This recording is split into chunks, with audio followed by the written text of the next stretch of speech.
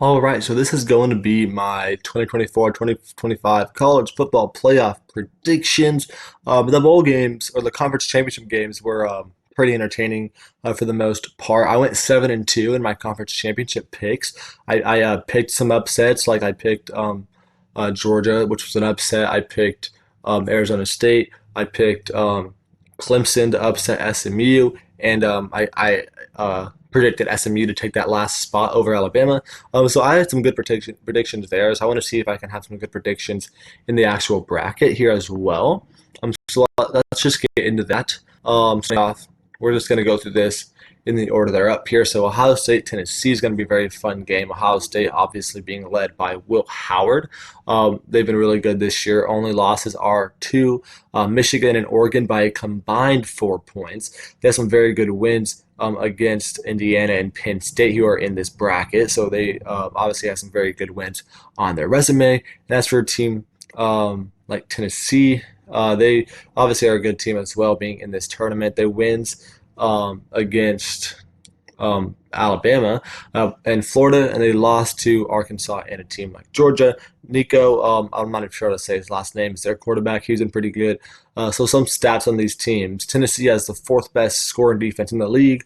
Ohio State has the first best scoring defense in the league and the best defensive yardage team in the league as well. So it's going to be a huge defensive showdown. And I think Ohio State is a better defense. I also think Ohio State has the better offense and the better quarterback in Will Howard. So I am going to give this to Ohio State here. Now, Texas and Clemson. Texas is going to be the heavy favorite here in this game. Um, but I still think it's going to be closer than what the line is. I believe the line was like at 11 points or something. Texas obviously being led by Quinn Ewers. They have two losses all season, both to Georgia. There's some very good wins here as well. To Texas A&M, who's a good team, but that's really their only significant win. They get the second best score in defense, so that's obviously really good for them. They have the best passing defense as well. So really, really good defense here for Texas. Now for Clemson, they obviously just won their conference championship over SMU. They have three losses on the season to Georgia, South Carolina, and Louisville, who are pretty good teams. Cade Klubnik is their quarterback, and they have a really good offense with him. Have the 14th best scoring offense, the seventh best yardage offense. So really good on the offensive side. Their defense is that's not necessarily great, and I think Texas is a better defense for sure. Texas probably has a comparable offense as well. I think Texas wins this game. I think it's going to be close, but I am giving that to Texas. Penn State, SMU. So this should be a fun matchup here. Penn State obviously has been a dominant team throughout the majority of this season. SMU has been really good as well. SMU has two losses to BYU and then to Clemson in that conference championship game. SMU being led by quarterback Kevin Jennings. They're fifth in scoring offense per game. They're fourth in rushing defense. So really good in those two aspects. Now for Penn State being led by Drew Aller. They only have two losses to Ohio State, and then of course to Oregon in that championship game. They have a really good defense, fourth yardage defense, fourth in point per game defense there. So one of the best defenses in the league. SMU is one of the best rushing defenses and one of the better offenses in the league as well. Both these teams are really, really good. I'm going to give it to Penn State. I just think they're just going to be. They handled Oregon like really close with Oregon, really close with Ohio State. Because of that, I'm going to predict them to have a really close game here with SMU, but probably end up winning that game as well. We got Notre Dame and Indiana for the last game of the first round here. Indiana being 11-1, their one loss to Ohio State. Their best win is against Michigan, who beat the Ohio State team. So take that as you will. The quarterbacks Curtis Rourke, their second in scoring offense. They're first in rush defense and seventh in total defense scoring. So very great defense and a great offense as well. For Notre Dame, they have one loss all season to Northern Illinois in like week two, but then they've also beat Texas A&M. They beat Army since then, so they have a really good resume in that aspect. Riley Leonard's their quarterback. They are third in scoring defense and third in scoring offense as well. So both of these teams have been very dominant all season, offensively and defensively. So that is why I think this is going to be one of the best games of this opening round, even though I feel like a lot of people aren't necessarily talking about this as they're talking about more of the other games. But it is a 7-10 seed, so it should be one of the closer games. I think it's going to be probably the closest game of the week. I am going to take Notre Dame and Riley Leonard to get this win, but by a very mere margin of probably 3 points or less, potentially overtime in that game as well. Now, moving on to our second round between Oregon and Ohio State, we get a rematch in where Oregon won the last game at Ohio State by 1 point. So obviously, I already talked about Ohio State. Going back, they have the best scoring defense in the league and the one of the better offenses in the league as well. Oregon, of course, have been dominant, undefeated. Wins against Ohio State, Boise State. They have the eighth best scoring offense and the ninth best scoring defense. So again, both these teams are pretty dominant offensively and defensively. Oregon won the last matchup when Ohio State was the home team, and now it's on a neutral field. So I am going to take Oregon to take this game once again. But it could very well be another 1 point game, 3 point game, something like that. It should be fairly, very close. Now going on to Arizona State and Texas. So Arizona State would be the higher seed here, but Texas would most certainly be the favorited team. Arizona State was absolutely dominant in their conference championship game uh, over Iowa State. They put up like 45 points without their best wide receiver in Jordan Tyson, whose brother is a first round pick from the Cavaliers from last season. So very, very talented family. And without their best receiver, again, they put up like 45 points. So with him back to this team in 3 weeks, hopefully, he should make this offense even better than they looked last week.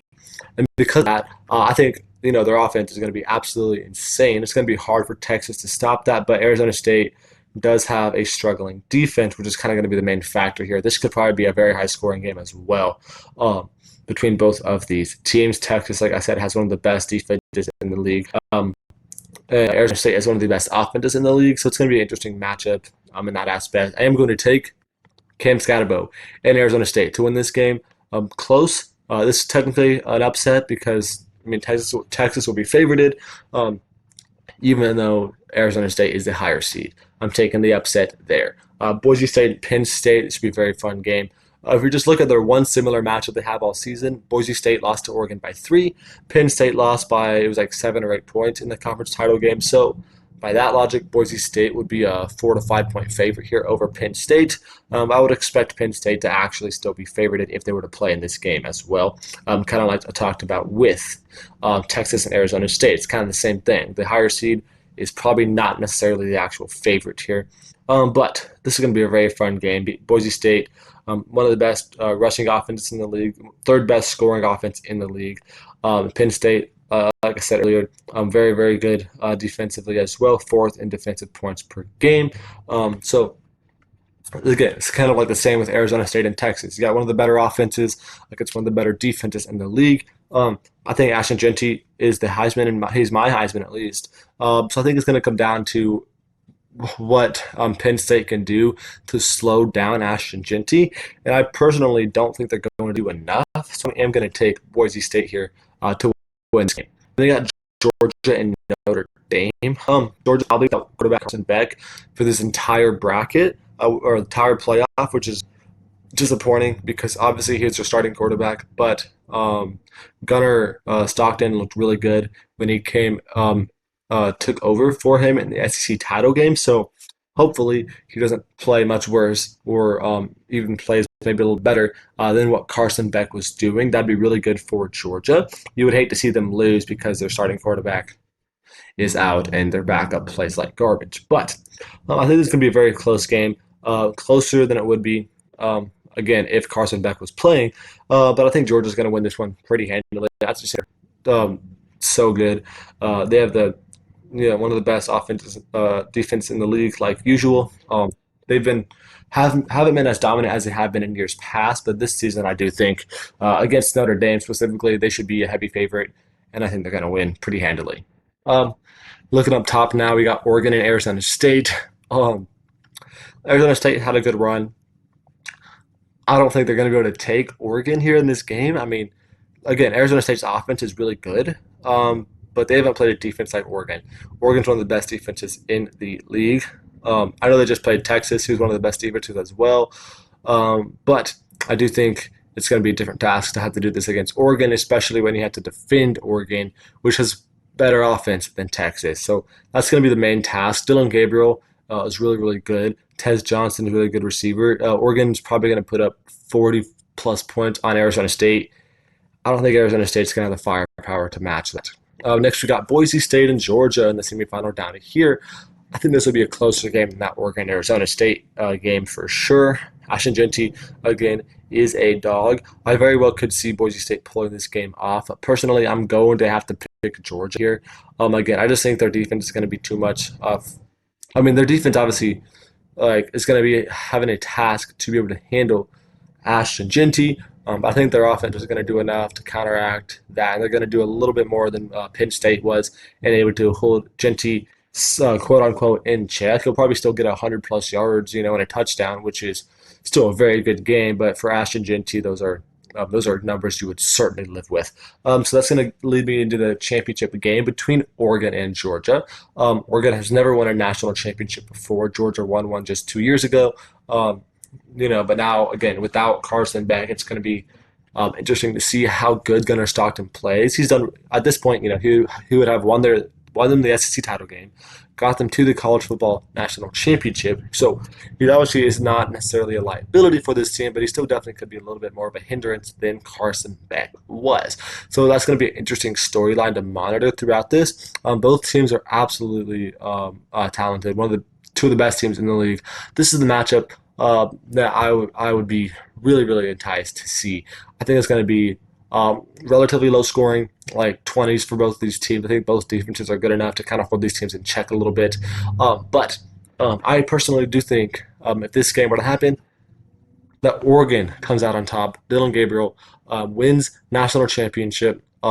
Oregon is the first team to go 16-0 in the college football world, so the most wins in a singular college football season ever because of the expanded playoffs. So that'd be a cool storyline to see for Oregon there. But yeah, that is going to do it for the video.